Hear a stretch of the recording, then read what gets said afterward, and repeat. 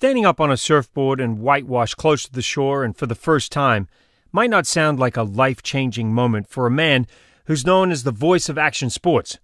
But for this X Games host, it was as extreme for him as anything he'd ever covered on television. I knew I couldn't go back. You just put it out there. She said you've got less than a year to live. Just dug even deeper. Luck is the residue of design. Nobody else was doing it, so why couldn't I? That was the turning point.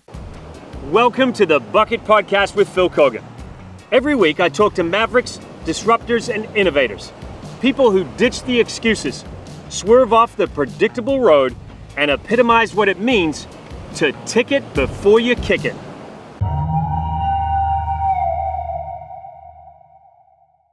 Selema Masekela is the voice of action sports and is best known for his work presenting NBC's Red Bull Signature Series and NBC's Summer and Winter X Games. Sal is also a journalist, producer, and musician. He's the son of the late great jazz icon Hugh Masekela, and at an early age, Sal, a native New Yorker, was introduced by his father to the world of music in jazz halls all over Manhattan. He was also taken around the world on tour as a teenager, including a very memorable Graceland Tour with Paul Simon. Sal's broken many stereotypes in his life and career, and says his goal today is to inspire teens who are the most vulnerable to believe in themselves through action sports. It's hard to pin down an action man like Sal, but I did manage to catch up with him in Los Angeles to hear some of his amazing stories. Thanks for fighting your way all the way from Venice to Santa Monica, right on the border. Listen, Venice and Santa Monica. It's still travel season. Yeah. So that 1.9 mile drive from my house to yours, given our present tourist weight of traffic, was still very real. It was still a full 11, 12 minutes for 1.5 miles. Is that right? Yeah. Wow. And you consider that Bannister, what was he, the first person to run the sub 4 minute mile? Yes. Ran it sub 4 minutes. Right. We still not at that speed in LA with traffic. Yeah, 12 in a car. It's ridiculous. It's usually right around the end of August, beginning of September that I lose my embracing California attitude, and I see the tourist families, and in my heart, I want them to go home. And I feel bad. Have you ever said anything like? No, I've never said it, but I say it in my heart. Yeah.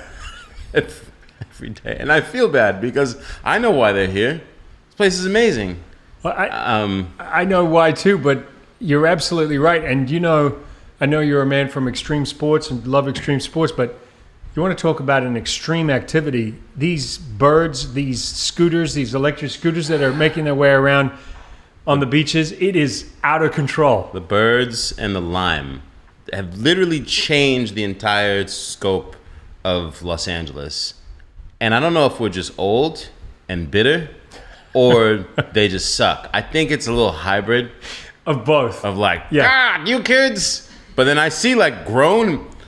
When I really feel bad is when I see grown people, like people in their 50s and 60s on the scooters, and I'm like, damn it. Are you telling me I need to rethink my life? Because I don't want to.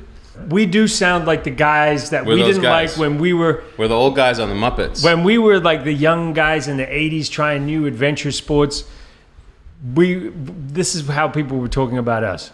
Trying new and different things, don't you think? I grew up a skateboarder. Yeah. Skateboarding was a lifestyle. Yes. Not just a means of transportation. So, and because the barrier to entry was that it was hard, not everyone was going to skateboard because you were going to fall a lot. It didn't have a motor. You couldn't just come and pick one up. You had to build a relationship with your skateboard. So because of that, people just didn't like it because it was weird. And it went against culture, and there was a whole style of dress and music that came from it, and this reinterpreting of how the streets and rails and ledges and architecture was being remade as this form of sport and activity and expression. I would never put the electric scooters in the same breath. No, it's not. I mean, that's the thing, is the accessibility. Anybody can do it. Anyone can do it. Yeah. And that's what makes me mad. Yeah. Because I like to walk. Yeah. I like to ride my skateboard, but also I like to walk. And now people look at me strangely look at that walking. Poor man. What's wrong with his legs? He's using them. How old are you, Sal? I'm 46. 46. Okay, so we're pretty close in age. So you remember that whole 80s era. What drew you to, you mentioned skateboarding, what drew you to that culture? What was it about that culture that made you want to be a part of it? When I moved to New England from New York, I was around 14 years old. Mm-hmm. And it was a real culture shock. I grew up in New York City. I grew up in a really multicultural environment inspired by the arts. And I suddenly moved to a very working class New England community where there wasn't really anybody who looked like me. So diversity wasn't really a thing. And I experienced sort of very interesting layers of ignorance based on like lack of knowledge, and then just sort of like weird racism. And in a school where I kind of felt like a Martian at times, it was ironically the skateboarders, the 4 or 5 super punk rock skateboarders who had 1,000 safety pins in their pants and mohawks and dressed weird, who were the most embracing to me. They were the kids who made me feel like I'd hang out with them. And this one kid, Scott Forbes, one day asked me if I wanted to learn how to skateboard. And I was like, yeah. And he gave me a skateboard. And I didn't dress like them, but we loved this skateboarding thing, and they'd give me magazines, and I fell in love with skateboarding. And so that's how I first got skateboarding, was as like this way of acceptance into this town where I didn't really know how to fit in. Then 2.5 years later, my family moved to Southern California, to Carlsbad, the North County of San Diego, and it's the literally like the cultural base of the skateboarding and surfing industry as a lifestyle. So now this is not just something that people do, or the few kids in my school who lived it, but like it was the norm. That's what you did, and I just fell in love with it. And then 6 months later, discovered snowboarding. Started snowboarding in the winter of 1988, and that was it. Like literally, those 3 sports sort of took over my life.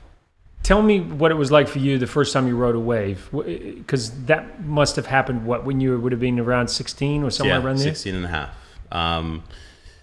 The first time that I paddled out and caught a wave, it was the first week that I was at Carlsbad High School, and this kid named Justin Ibe invited me over to his house, gave me a wetsuit and a board. I put the wetsuit on backwards. Everybody laughed at me because I just assumed that anything with a zipper went upwards, but that wasn't how it goes. So I walk out of the bathroom, like, I'm ready to go, and then like everyone just falls to the ground. But we get down to the beach, and the waves were pretty nice size. It was like 4 to 6 feet that day, and they just said, look, you're not going to make it all the way out. So find yourself in the whitewash. They explained to me what that meant. After the wave breaks, it's the white water. Turn around and paddle for that, and they gave me a little drill on how to pop up. Well, little did they know that I was diligent and determined. And I was a really good swimmer. And so when I found myself getting destroyed the first time that a wave hit me, I literally was like, oh, I'm good. Like, no problem. So I didn't stress. And so by the time the set waves had stopped rolling in, I kept on paddling out, and these guys turn around and they're like, what are you doing out here? And I can't even I'm like splaying on the board, like impossible for me to sit, and they were in shock. And the next thing I just see the horizon go black. Now I'm intimidated, because now here's a real, I'm in the lineup. It's a wall. Here's a wall of water coming at me that I've never seen before. And I remember saying, like, what do I do? And they were all paddling excited, like, just turn around and paddle. And I turned and just put my head down in this thing. I just remember the weightlessness of that feeling of the wave picking you up at the top, which was just foreign, and then shooting you down the bottom, and then not being able to see, and then all of a sudden like bouncing and holding onto the board, and now I'm riding the wave on my stomach, and I'm like, this is insane. I can't even believe this is happening. And then I remember the lesson, and that, like, okay, pop up to your feet. And I was like, okay, I guess I got time to do this thing. And I popped up and I stood up for like 10 seconds. On your very first, on my very first try. Very first wave. Very first wave in the whitewash, 10 seconds. This ugly stink bug style, as they call it. But those 10 seconds felt like 10 minutes. It was like super slow. Everything was really peaceful. It was like the heavens opened up. Something was poured down from the earth, and my whole life changed in that moment. I remember falling, coming back up, screaming, ah! And then that was it. And if it wasn't for surfing or snowboarding or skateboarding, I wouldn't even be sitting in this chair right now. Like, it ended up leading me into my entire career. This whole idea that you gravitated towards sports where you were different from everybody else, meaning it was a different culture, right? I mean, it's not exactly something that you probably thought would ever happen when you were a young kid, I can't imagine. No. I think the first time I physically saw surfing in real life was I was on tour with my dad. My dad was a trumpet player by the name of tell Hugh us about your dad, just so we set that up, because he's such an important role model. So my father was an incredible musician, singer, activist, flugelhorn player by the name of Hugh Masekela. He came from South Africa as a young political exile during the Apartheid era in 1959, and basically spent 30 years living around the world, making music and being an activist for change, with the full belief in his heart that apartheid was going to end. And our relationship was interesting. Him and my mother split when I was young. My weekends with him were like in jazz clubs. I was as a 5-6-year-old. Like my earliest memories with my father are in the club, like at the Village Gate or Mikkel's at 2 a.m. as he's playing the second set, and sitting with adults as they're grooving to him, and meeting, people like Miles Davis and Stevie Wonder, and just thinking it was perfectly normal, to hang out with jazz men that smoked African bush cigarettes before they went on stage. And that was my upbringing. My relationship with him was based on the music. In 1987, he had been working with Paul Simon on the Graceland album, and he helped facilitate it, make it possible for Paul Simon to get into South Africa and make this record, which was a bit of like a special forces mission. As during the apartheid era, it was very much frowned upon for American artists and international artists to go to South Africa and do work in the hopes of putting pressure on the South African government to end the racist apartheid system. There's a fantastic documentary out, I believe it's called Under African Skies, where that scenario is documented, and where Paul Simon talks about the pressures and some of the pushback that he got just thinking about connecting with musicians in Africa. So if people haven't seen that would be a great way to understand your dad's involvement, and also just, I had no idea. I remember the album came out. I remember where I was when I heard the first songs, Diamonds on the Soles of My Shoes, and I had no idea of the ramifications of that musical collaboration. Yeah. And my father's idea when Paul approached him, which he talks about in the movie, was my dad always thought that the richness of South African culture and of its arts and its pageantry, for people to be able to texturally feel, hear, touch Africa, so especially South Africa in this case, would move people to be like, why is this apartheid thing a thing?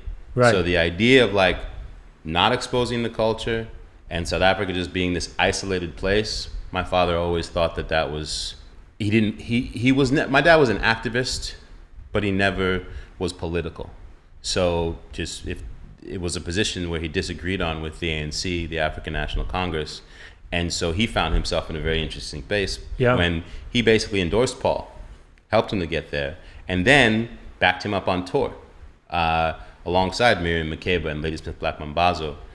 And that tour, which at the time was one of the biggest, it was the biggest album at the time and the biggest tour in the world. It blew up. I mean, it just blew up the planet. That album just...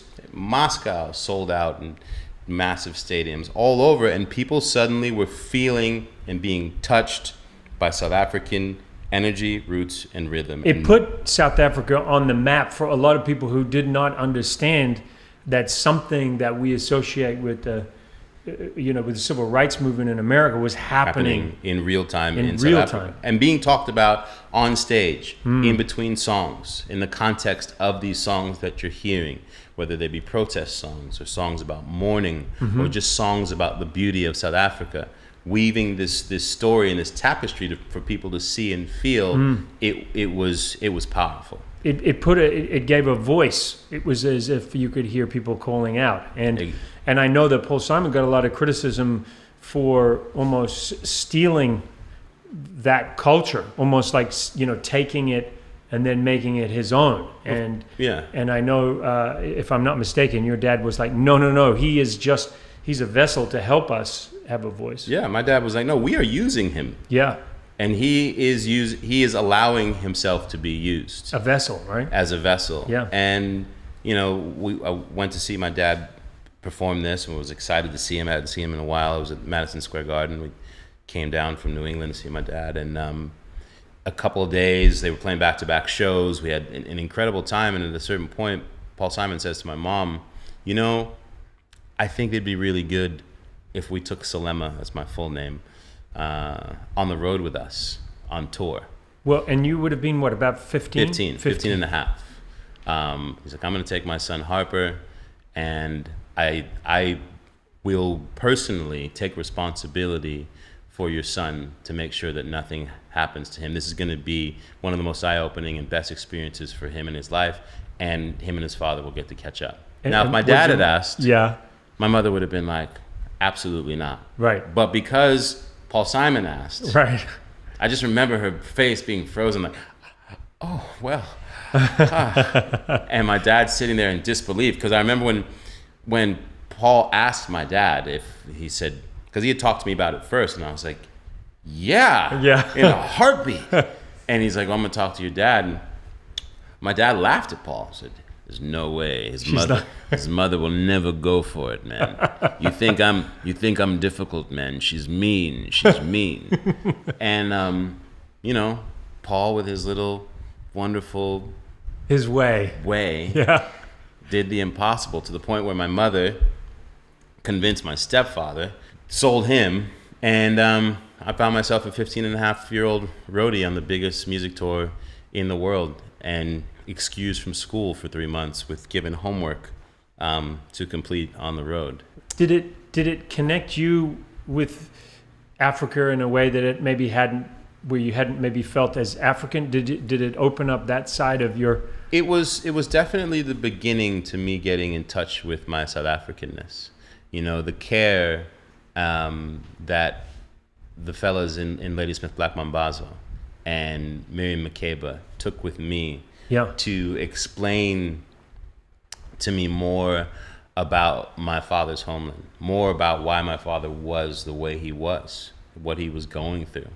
I didn't fully come to understand his homesickness, and why he was sort of this musical nomad who didn't want to put his roots down anywhere and didn't take citizenship anywhere. I didn't really get a sense of that until that tour. And I really understood what was at stake. That was the first time that I really understood what was at stake with apartheid. Like, I was like, oh, this is why I'm a product of this. Oh, it was powerful. It was really, really powerful. I got to know my dad in a way that I hadn't yet. And to see him as a really strong voice who took no shit from anyone, especially the press when it came to them trying to judge him. Right. Those were masterful performances. Where was he during that time? Was he able to go back to South Africa at that time? No. My father didn't go home for 30 years. He and could that's not what go broke to his South heart, Africa. huh? Yeah. So he was living heartbroken. He would have been arrested had he gone back? Arrested and or worse. Yeah. Because he was a dissident. He was a person who spoke out against the government. He was a person who was actively collaborating to end the present political system. Yeah. His music wasn't even, you weren't allowed to to play his records in South Africa. So people had to smuggle them in. They were banned. It was banned music, you know. God, it's just incredible, right? Because there was I mean, it happened a lot in the Caribbean too, where a lot of that music had hidden messages. Like Calypso was such an expression for the struggling people of the West Indies to speak out against people who were, you know, running the businesses and who they were working for, and to speak out against the government policy, that sort of thing. Yeah. But do you remember when your dad went back? Was that something that you remember? Yeah, my dad went back in 1990. It was when de Klerk, when South Africa was at a real cooking point, and President de Klerk realized, like, okay, this country might burn. I'm going to do the most unpopular thing and try to figure out what peace might look like. Started making his deals and conversations and negotiations with Mandela, essentially. And in turn, once he realized that it looked like he had a pretty good hand on things and they were going to end apartheid, started making openings for the expats like Miriam Makeba, like my father, and other political dissidents to make their way back into South Africa. And as soon as my dad knew he was going to be okay, 1990, packed everything up, moved back to South Africa, moved back to Johannesburg. And that's where he lived out his days? Yeah. And sad to say, your dad passed away at the beginning of 2018. January 23rd, 2018. I know because we worked together on National Geographic Explorer, and I know you were, I think you might have been on assignment or something at the time. Must have been very difficult for you. Yeah, it was very difficult.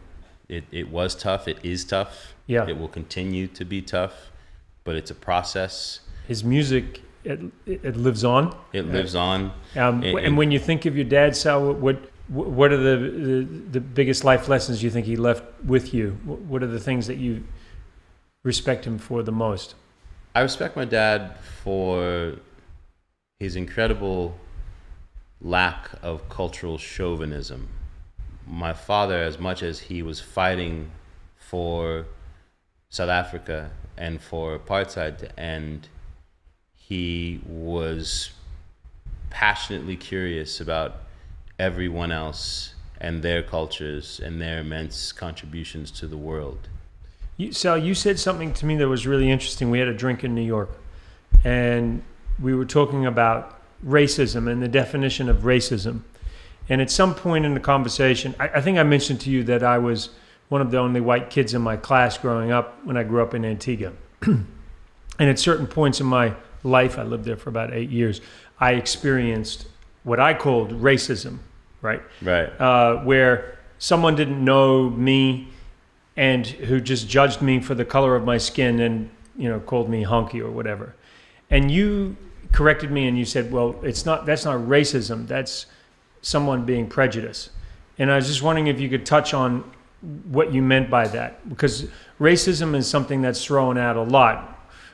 We hear it being talked about all the time. Yeah. Explain to me why you corrected me when I said that. I think racism puts people in a position where they are affected economically. Mm-hmm. They're affected in their ability to live like everyone else. It involves rules and systems put in place so that a certain group or race of people remain in this place and space and know their place. Prejudice and bias is something that is based on ignorance, mm-hmm. and there can be elements of racism that affect that. But prejudice is more based on ignorance and people not liking or deciding to treat people a certain way because of their skin color. So it's or more their religion. Superficial. It's far more superficial, right? And is something that happens between people. Racism is literally like deep-seated and systemically placed. Yep. And I think that, to your point, people are throwing around racism like it's, you know, a wild card in all these things. And for people at the extreme far right, they couldn't be more excited. Right. Because if you can dilute the thing, the actual real thing, right, and make it something else that now everyone thinks that they have access to, well, then it's not a thing anymore. And that's how you get shifts to like, wait, we were talking about this thing that was never going to happen, and now suddenly we find ourselves in this place where, these are the new rules? right. I'm lucky. I'm a first-generation American from two parents who came from some really serious situations. You know, my mom from Haiti, my dad from South Africa, that are epic examples of the failure of people coming in, settling and dominating other cultures. My parents easily could have raised me with distrust, and with an idea that like it was our sovereignty first and everyone else second. You know, he could have raised me with that. And my father and mother's compassion for everyone else and firm ability to put people in their place, but when they did encounter wrong thinking, or racism, but the real ability to always empower me with compassion and curiosity about everyone else, no matter who they prayed to, who they slept with, or what they look like. I think it speaks to why you are a curious person. I think it speaks to why you have maybe blazed your own trail, because as you said before, it wasn't necessarily, you weren't seeing other black people doing these types of things, but you were following your heart. And so clearly your mom and your dad told you to be your own person, and you have been your whole life. Yeah. I mean, you blazed your own trail. 100%. Because you could have easily said, "Oh man, I'm different. I don't want to be here." Like your dad, when he came here, he could have been like, "I'm out of here." But yeah, and there were moments at each time where it was like, "I don't want to be here. Get me back to New York City. Like, I hate this place. I can't stand that these people like treat me like I'm different." And then it was figuring out a way to, at least there's got to be some layer in here that I can exist in and thrive, even if this isn't my ideal situation. What are some of the tricks you've learned, Sal? Because there's so many people that do experience prejudice, and there's so many people who are feeling like they're fighting and that they're different. So what have you learned? What are some lessons that you've learned that you could share to other 16-year-old kids who are feeling like on the outer? I went through a period when I first moved to California where I'd be quiet when people would make racist jokes around me. It was easier. It felt horrible. Be dying inside. But I went through a period, probably for like a year, where I just wanted to fit in. And it hurt so much. And I remember the day that I finally said no more. Someone had made a joke about like it was late at night and I was one of the last guys out, and they'd sent something to the effect of like, "We were looking for you to smile so we could see you." Oh boy. And I just remember just barking, just being like, "You can't talk to me like that. And here's why." And then I just read them out a laundry list of all the racist shit that they said or did every day. And that wasn't going to stand anymore. And then it would be like, "But you know, we're not trying to be," but you are. And from now on, every time, I'm going to let you know. I know you guys don't dislike me. I know that you're uncomfortable because you don't know anything about me and you haven't chosen to like want to know. So this is how we're going to talk about it. I mean, there were people who would say to me like, "Hey man, you know, it's really cool that you surf and you do what we do, because, you know, you're not like a regular black guy. You're more like us." Changing the mindset of those people sitting in that room can happen in a teachable moment like that one time. This is a thing that takes years. So you stand up on a surfboard, you've fallen in love with skateboarding, snowboarding, and I just want to understand how Sal Masekela becomes the voice of the X Games. I mean, and becomes a voice and an expert of extreme sports. How do you go from being this the kid last from guy New to the York party to New England to you come California? Yeah, last guy in the club and suddenly owns the club. Yeah. Basically. So I didn't go to college. When I went to the school of life. I went to the school of life. Yeah. And much to the chagrin of my family, I worked every job under the sun. I got a job at Transworld Snowboarding and Skateboarding magazine as an intern, answering the phones. At the time, I was working at a restaurant called the Potato Shack, and a guy who worked there started coming in all the time. We started talking. He saw that I surfed and snowboarded and thought that I had a personality that needed to be doing it more, and got me a job at Transworld. And once I got to Transworld, I found my people. I was like, oh, people come in at 9 or 10 because the waves were good in the morning and they're just expected to get their work done. I'm here for this. Oh, it's going to snow in the mountains, and if we work really hard Monday through Thursday, we can leave early on Friday and go Get up snowboarding, there. and that's actually considered to be part of the job. I'm here for this. And that's how I started. You know, I found my tribe, and that led to getting jobs at different magazines. I was at the magazine for a couple of years, but worked in different parts of the magazine. But at the time, you know, there was no X Games. This was in the early 90s.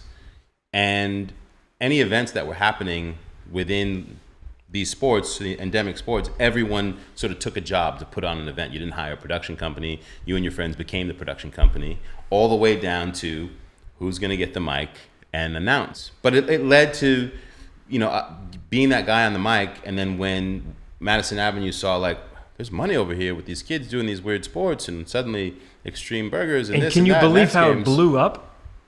I was there, the right place, right time. First public access channel, a little show called Planet X, some stuff on Fox. MTV was my big break, doing this thing called the MTV Sports and Music Festival, and that's what led to ESPN.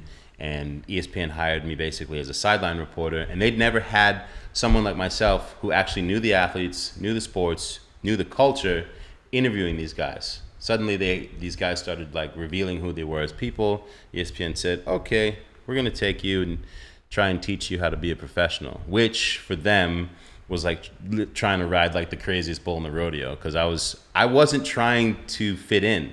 I was trying to represent. You want to be your own person. I want to be my own person, and I wanted to represent the tribe that I came from. Yeah. So the idea of like, oh, I'm an ESPN guy now, no. So that meant like drink all night, show up very hungover, but the athletes being like, yeah, dude. And me being like, yeah, great. You're part of it. You're part of it. Yeah. And but is that advice, Sal, that you would give to young people? Just like the idea that you be yourself, be true to yourself, blaze your own trail. Don't like those guys, those surf guys that kind of implied that now you were fitting in with their world, and you kind of very quickly made it known that no. I'm Sal Masekela and I am my own person. Is that something that you would say to young people? I would say, people always ask me, the number one question that I get in my DMs or emails or that people say on my site is, how can I do what I love? Yeah. And the number one thing I say is, be yourself. People always ask me how to be on camera. I'm like, be yourself. You got to be yourself. And bring whatever it is that's unique about you to it. And I think that's no one has what you have. Right.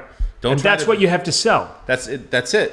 And that's scary. Yeah. Because you got to believe that. And it took me a very long time to get to that place. And then even learning the dance at that corporate level, once it was like, you can't be some rodeo clown out with the athletes at night and then try to be this guy. Like ESPN, at a certain point, they were like, we'll fire your ass. Mm-hmm. Like, yes, you're... So you have to work out where the parameters are. I had to learn how to become a professional. Yeah. That took years. But fortunately, I'm still learning, actually. But fortunately, I think I had a skill set that allowed me to get away with murder in the beginning. Yeah. And then once I learned how to capitalize on the natural skill set and actually become a professional, that's when it became fun. Because then it was like, okay, every time I come and do this, I have an opportunity to be better. Which I'm sure you still have the same thing today with yourself. Well, you're always striving to want to be better, and I couldn't get work when I first came to America because I was a New Zealander. Right. So certainly being white and looking like and talking like a between your Caribbean accent I had a whole thing and your going New on. Zealand, they were just like, but what they is he saying? didn't think that a New Zealand accent would work on American television. Yeah, so Right. I lost out on, and I'd come from working in TV. Works So now, though. it's a different, well, yeah, I mean, I've embraced as I've got older the idea of being different. What I love about you, Sal, is that you are your own guy. And I think what's cool about the team that we have with Albert Lynn, with Mariana Vanzella, yourself, we have distinctive voices on National Geographic Explorer. We've all come from very different places, different backgrounds, and I love that. Yeah, So- I think it's crazy that they assembled this team. Yeah. It's so cool. Yeah. Because that's not the natural, you know this from Yeah. being years in television. We're a wonderfully weird squad that And so different. They're very different that people, an audience can actually identify with. Yeah. And they were smart enough to be like, let's not create characters. Let's Find them. find them. Yeah. You spoke about your dad caring so much and being so aware of what's going on in the world. He knew what was going on in Myanmar, even when he was struggling with his own life. You also have a passion for giving back, right? What is it that you do to help others? Some of the things that you do. Well, started a foundation called Stoked, a mentoring organization with my dear friend Steve LaRoselier about 12 years ago. We're based in New York, LA, and now Chicago. We take the principles of the sports that we discuss, surfing, skateboarding, snowboarding, and give at-risk kids an opportunity to experience those activities, learn the benefits of falling down and getting back up, having to negotiate a new environment, etc., and then applying those things to life. We work with them, entrepreneur skills, mentorship. Our goal is to have these kids, by the time they've completed 4 years of being in Stoked, they know who they are and where they want to be. They graduate high school, 100% graduation rate, and many of them go on to college and come back and work with us. And it's been a ton of fun. I sit on the board of the Tony Hawk Foundation. We provide skate parks for communities. We help people lobby their local government, raise funds, help them with infrastructure to get skate parks built in communities that don't have access. Is Tony Hawk also heavily involved in helping others as well? Yeah. I mean, he set up this foundation himself. It was his charge that, the idea that we have, especially in this country, millions of probably, square feet of unused fields and parks that get hardly used for other sports. When a skate park becomes like a central focus of a community. Yeah. It's a safe space. It's a place for kids to come together and have some purpose. And have some purpose and build relationships. And skateboarding it's a lifestyle sport. You don't need to be on a team to do. Sal, I just want to read a couple of these quotes that you've got here. You say, no matter who you are, where you're from, what you look like, there is no box. Love that.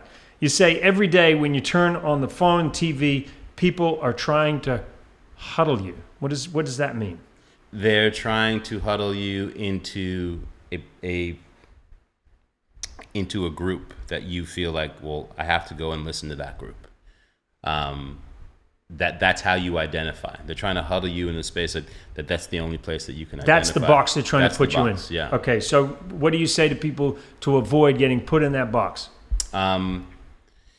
To wake up every day and know that there is no box, to really believe that you don't have a box, that you're not limited by the manner in which society might look at your dimensions of who you are and say, okay, you need to be here, and this is the place that you exist. Know that you're able to be like, thank you, I enjoy this place. I'm also going to walk across the street and see what it feels like to be over there because I like what's happening there.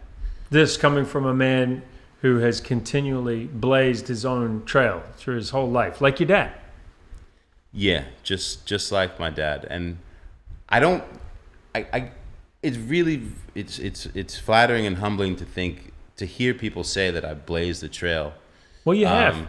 I mean, you cut through in places that no one with your background has been before, and you are a maverick. There are, people are going to look back at what you've achieved in your career and realize, wow, this guy stood up for himself. He went against the grain. He wasn't scared to do that. and people will respect you, or do respect you for. I respect you for it, and just reading in your background, it's really cool to sit down with you and hear you talk about that, and also know that it hasn't come without a lot of pain too. Yeah. You know, there's been a lot of pain along the way. Yeah. Well, I appreciate that. Yeah. Big time. This has been fantastic. Yeah, it's great to talk to you. I want to talk to you more, and I hope you'll come back, and maybe we can share some more stories or explore. For Again, sure. Selema Masekela, out there in the world telling great stories. For Watch National our show Geographic. so we get picked up for another season and we can give you more stories. More stories. Please. Sal, I got a couple of questions to end with. First one, a road trip. You can take 3 people in the car. You can go anywhere. It can be a short journey. You could drive the length of Africa, but you got 3 people in the car. Who's in the car with you? Anybody from any time in history? My dad, my mother, and my brother. I never got to do a road trip with the 3 of them. That would be the best road trip ever. Sal, if you knew that tomorrow was your last day on Earth, what would you do with it? I would book a flight to the place that has presently the biggest waves on Earth, and I would go and stroke into and aim to succeed at riding the biggest wave I've ever ridden in my life. I literally think about that question all the time. Like, if I was given a very short window, I literally would be like, okay, cool, I have to go catch the biggest wave I've ever caught in my life. Because I don't think I've done that yet. I don't think I've caught the biggest wave I'm capable of riding yet in my life. Good man. Nice to talk to you. Likewise, man. Thank you. You can watch this podcast online at philkeoghan.com and let me know what's on your bucket list. You never know. You might be my next guest. Don't forget, ticket before you kick it.